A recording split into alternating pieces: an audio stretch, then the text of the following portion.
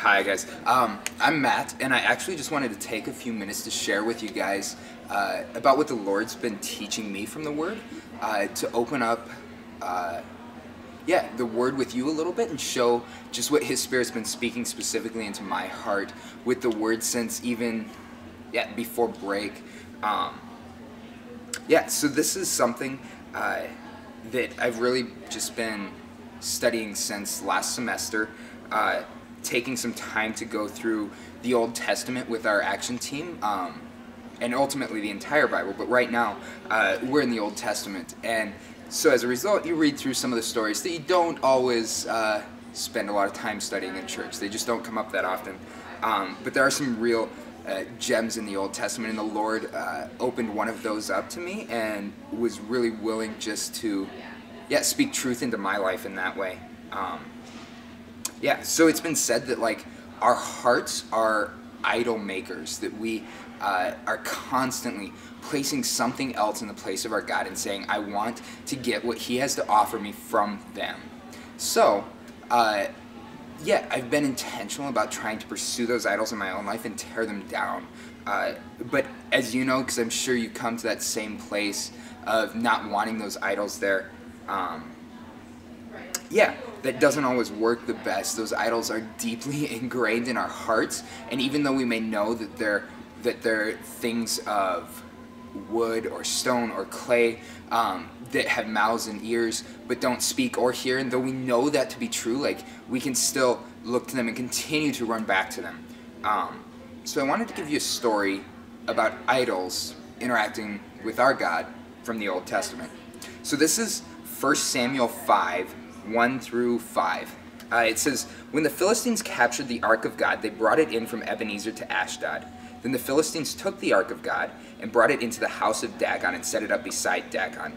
And when the people of Ashdod rose early the next day, behold, Dagon had fallen face downward on the ground before the Ark of the Lord. So they took Dagon and put him back in his place. But when they rose early on the next morning, behold, Dagon had fallen face downward on the ground before the Ark of the Lord, and the head of Dagon and both his hands were lying cut off on the threshold.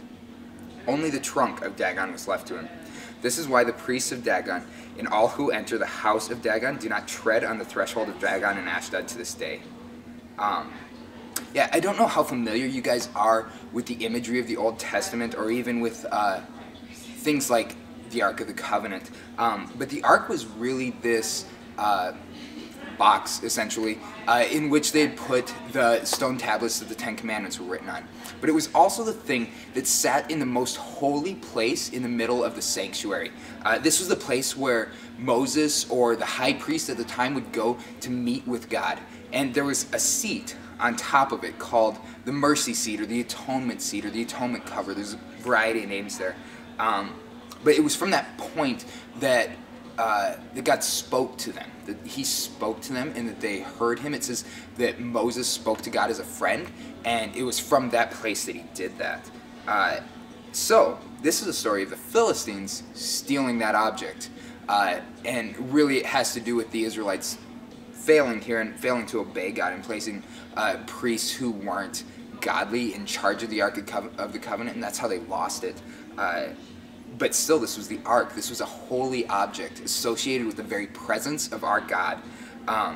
So when the Philistines brought it into a temple given to another god, that god that was represented by an idol, a physical idol, ends up toppling to the ground in front of our God.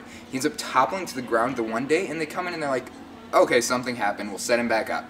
The next day they come back, and he's fallen on the ground again, face down before the Lord, except his head is now cut off and his hands are cut off, leaving only the trunk. So the Lord didn't just topple this idol, but He shattered it.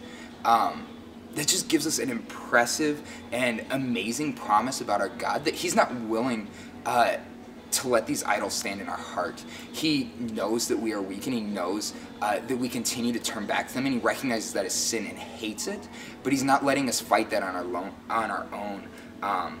Just as He brought His presence into this place and toppled the Dagon idol. He topples idols in our own hearts. So I just wanted to encourage you guys to continue pursuing him, to continue to seek his presence, and to know that his desire is to shatter those idols in your own heart even more than he shattered the idol of Dagon. More of you.